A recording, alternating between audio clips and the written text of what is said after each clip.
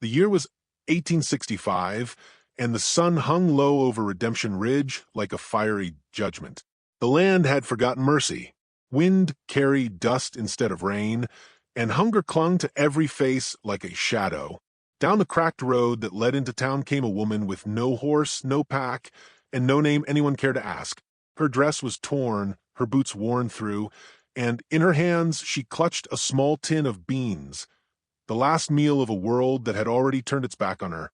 Elara Quinn had once been the daughter of a rancher with 40 head of cattle and a heart full of pride.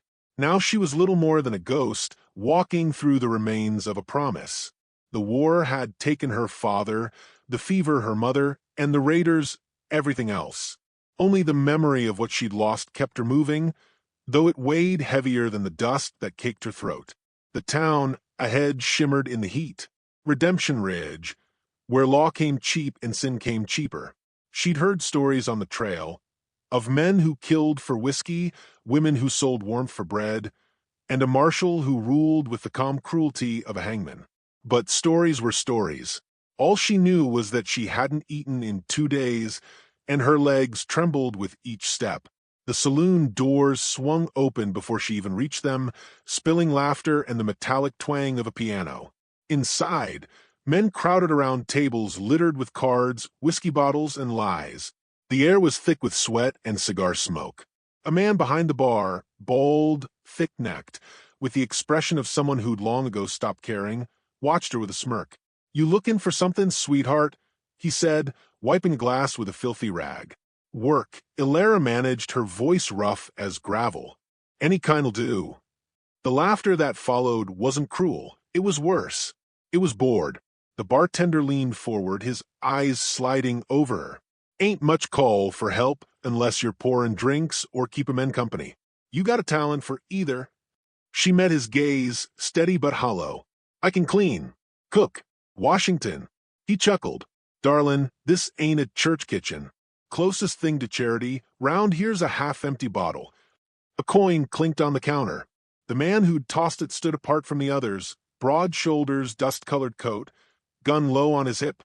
His beard was neatly trimmed, his eyes cold and deliberate. "Give the lady a drink," he said. The bartender's smirk vanished. "Marshal Kane," he said quickly, sliding a glass across. Elara looked up at the marshal. He was older than she'd expected, maybe 35, with the weary posture of someone who'd seen the worst of men and decided to live among them anyway. "I don't need a drink," she said quietly. Kane studied her for a long moment. "Then you need something else," he said.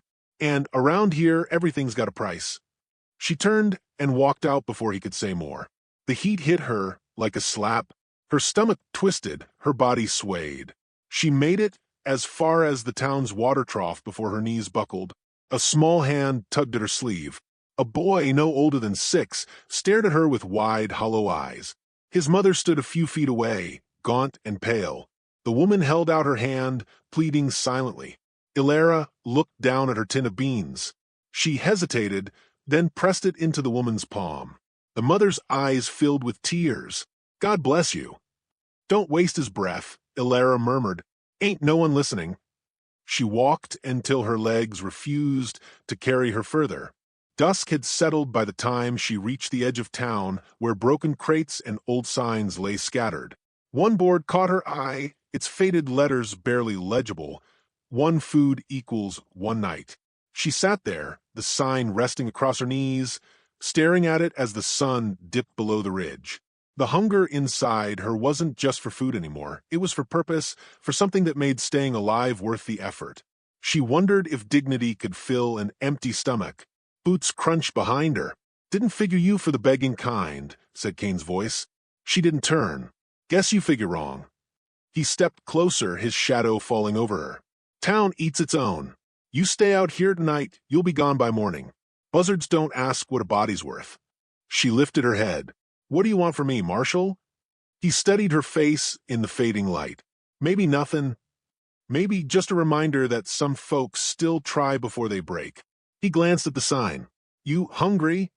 Her silence was answer enough. "There's work," he said. "Not the kind you think. The saloon's a mess after last night's brawl. You clean it, you eat." She hesitated, suspicion flickering in her eyes. Why help me? He shrugged. Maybe I'm tired of watching good people rot. She didn't believe him, but she followed anyway. The saloon was empty now, chairs overturned, blood drying on the floorboards. Kane handed her a bucket and cloth. Start here, he said, before retreating to a corner table. She scrubbed in silence, each stroke of the rag a battle against exhaustion. The smell of whiskey and gunpowder mixed in the air, seeping into her skin. When she finally straightened, her back aching, Kane slid a plate toward her, cornbread, beans, a small slab of meat. Eat, he said. She did, every bite slow and cautious, watching him from across the table. He didn't look away. You from around here? He asked. Used to be north. Near the Cimarron. War take it? Men did, she replied flatly. He nodded once, as if that explained everything. Outside, thunder rolled in the distance, though the sky was clear.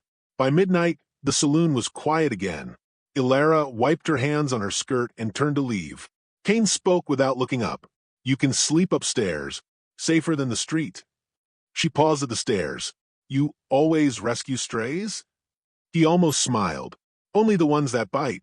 The room was small, barely big enough for the cot and wash basin. But it was dry, and that was enough. She lay awake for hours, listening to the wind rattle the shutters. Somewhere below, voices rose, men arguing, a door slamming, boots crossing the floor. She crept to the railing and peered down. 3 strangers stood before Kane, their faces half hidden by dust and hats pulled low. We ain't done, Marshal, one said. You got something that belongs to us. Kane's voice was calm, steady. If I did, you'd be dead already. The stranger's hand twitched toward his gun. Kane's Colt was already drawn. Silence. Then laughter, cold, empty. The strangers backed away, but their eyes promised return. Kane holstered his weapon and looked up toward the stairs. For a heartbeat, their eyes met. He said nothing. Neither did she. By dawn, the sky was red as spilled blood. Elara sat by the window, the old sign in her hands. The letters were faint, but she traced them with her thumb. Asterisk, 1 food equals 1 night. Asterisk. She understood now. In a place without mercy, even survival came with a cost. And she'd just made her first payment. The morning after the gunfire, Redemption Ridge reeked of smoke and silence. The saloon floor was slick with blood and broken glass, sunlight slanting through bullet holes like knives of gold. Elara stood among the ruin, her hands trembling as she counted the dead. 10 men lay still, their bodies twisted where they'd fallen. The smell of gunpowder clung to her dress, sharp and bitter, as if the world had burned and left its mark on her skin. Marshal Kane sat slumped against the wall, his shirt soaked crimson near the shoulder. His breathing was ragged, but his eyes were steady. You standing there for a reason, he muttered, or just enjoying the view? Elara knelt beside him, her voice low but sure. You'll bleed out if I don't help. He gave a wry half-smile. That's so. You a doctor now? No, she said, tearing a strip from her skirt, but I'm all you've got. She pressed the cloth against the wound, and he hissed through his teeth. The warmth of his blood soaked through, staining her fingers. Hold still, she whispered. You'll live. Shame, he murmured, eyes closing. Would have been a decent time to quit. Outside, the streets were empty. The townsfolk had locked themselves behind doors, pretending not to hear the groans of dying men.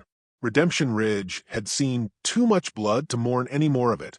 By sundown, the marshal was fevered but breathing.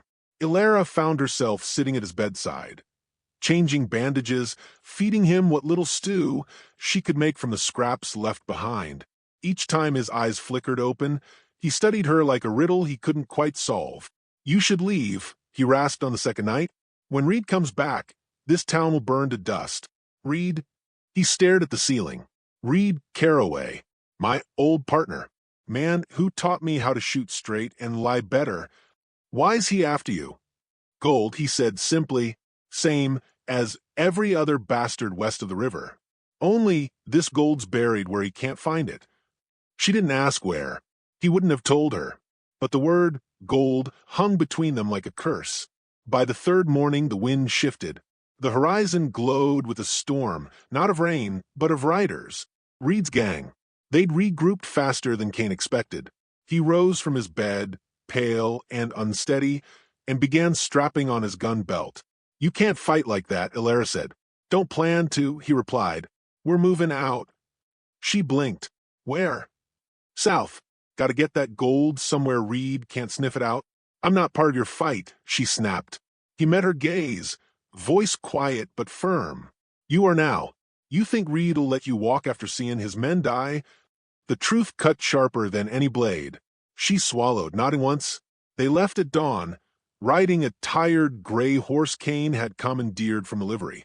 The desert stretched out endless and cruel, the sun beating down like a hammer. Kane's wound reopened twice. Each time, Elara stopped to bind it tighter, her hands steady though her heart raced. He never thanked her.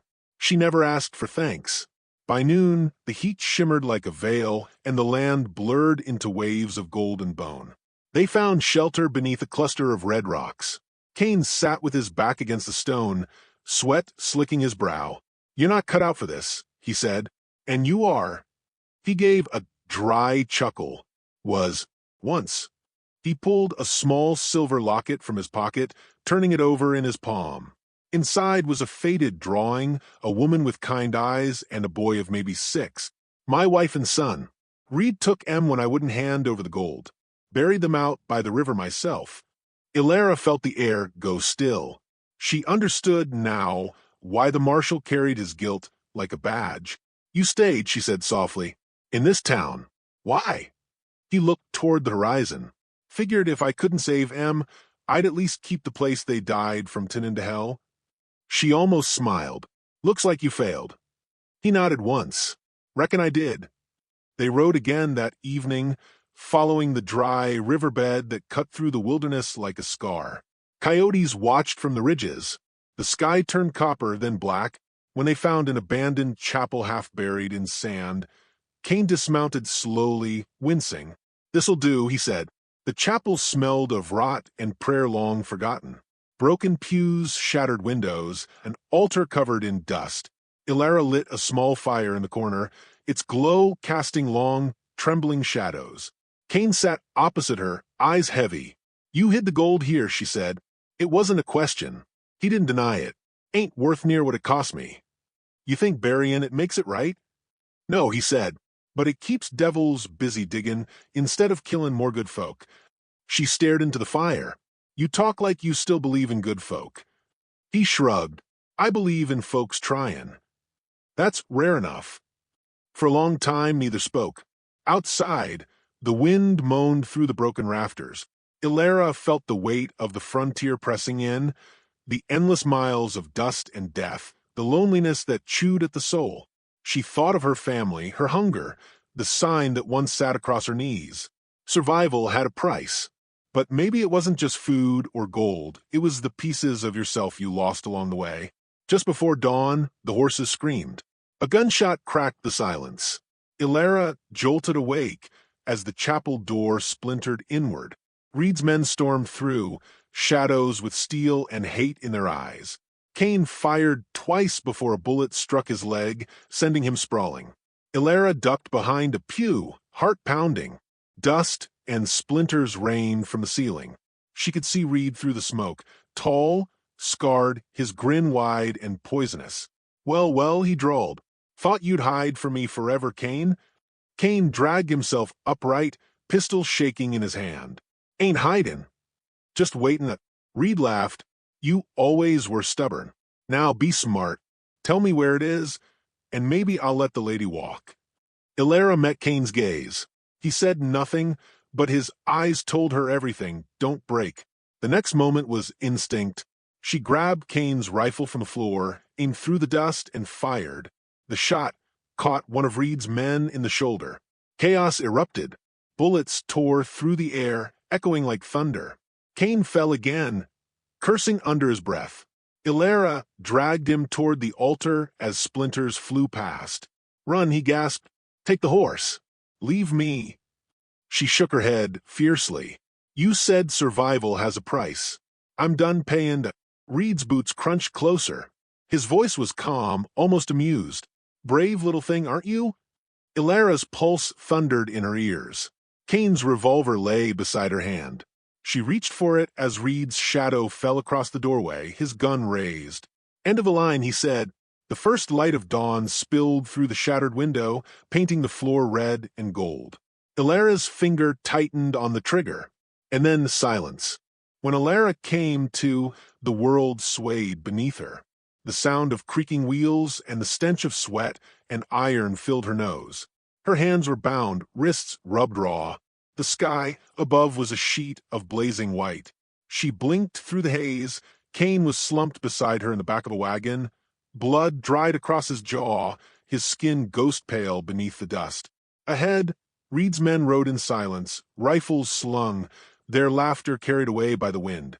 "Looks like you've had better mornings," Kane rasped, his voice hoarse, but alive. She turned her head toward him, eyes hard. "You're supposed to be dead." He smirked faintly. "Been trying. Never quite takes." Reed rode up alongside the wagon, his horse kicking up clouds of dirt. "Ain't you two a sight? The lawman and the lost girl." He leaned on the saddle horn, grin sharp as a blade. "You know, I almost admire it. The way you keep fightin' when you should have laid down and prayed." "What do you want, Reed?" Kane asked. Reed's gaze darkened. "Same thing I always wanted. The gold. The end to this story you started." He flicked the reins and rode ahead. The wagon rattled through the desert until the town appeared, what was left of it. Redemption Ridge was burning. Smoke twisted into the sky, and the streets ran black with ash. The saloon's roof had caved in, and the church bell swung without sound in the choking air. Reed's men dragged Elara and Kane from the wagon, throwing them to the ground before what had once been the sheriff's office. "Tie 'em," Reed ordered. "We'll see if our marshal's got enough breath left to confess." They bound Kane to a post, his body sagging with the effort to stay upright. Reed circled him like a wolf, his boots crunching over the broken glass. "You buried it, didn't you? Out there in that old chapel?" Kane didn't answer. Blood trickled from his split lip. Reed crouched beside Elara. "You were there," he said softly. "You saw. Tell me where he hid it, and I'll give you a clean end." Her eyes didn't waver. "You don't have clean ends, Reed. Just holes in the ground." His hand lashed out, striking her across the face. "You got a tongue sharper than sense." Kane lifted his head, voice low but steady. "You touch her again, and I'll put you in the same dirt you put my boy." Reed froze. The moment stretched like a drawn gun. Then he smiled, cold, cruel. "You already buried your boy. I just helped you find the shovel." Kane's fury flared bright and brief.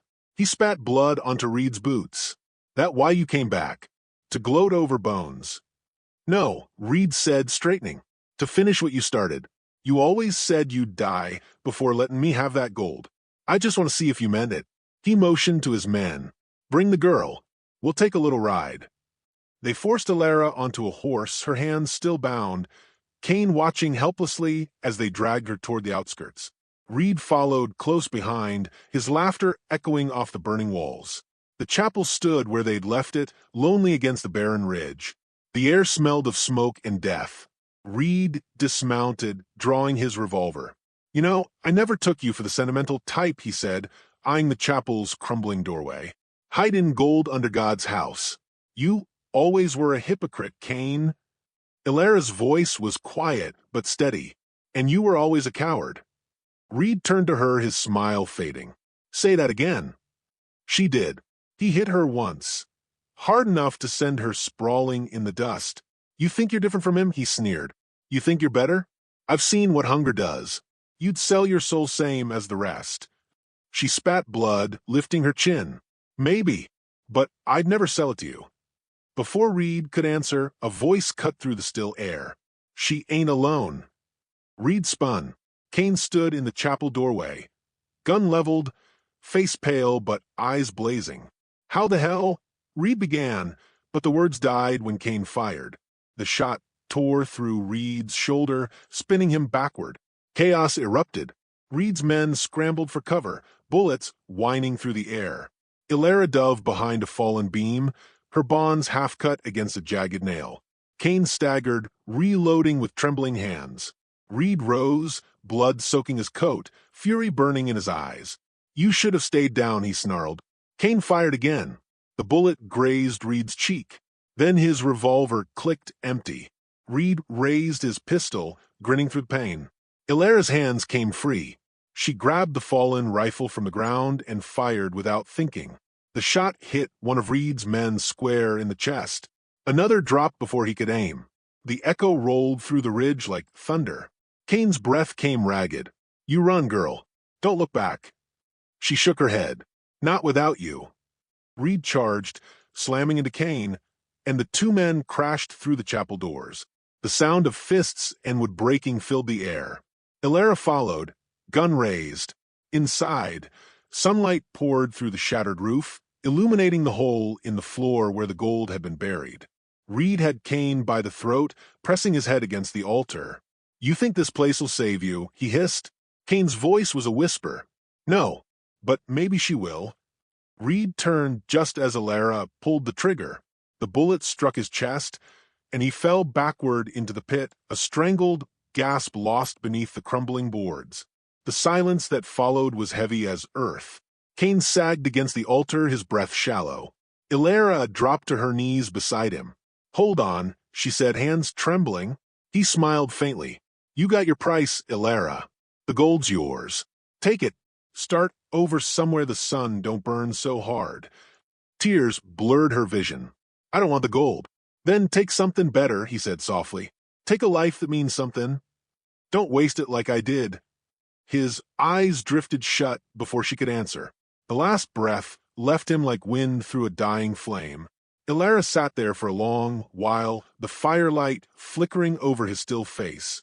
When the wind rose, she stood and began to dig. She buried him beneath the chapel floor, covering the grave with the same earth that had hidden his sins. By the time she rode back into the desert, the sky had begun to pale. Behind her, Redemption Ridge burned itself out, the smoke curling like ghosts toward heaven. Ahead lay miles of emptiness and possibility. She rode until the first light touched the horizon. The rifle rested across her saddle, Kane's badge tied to the strap.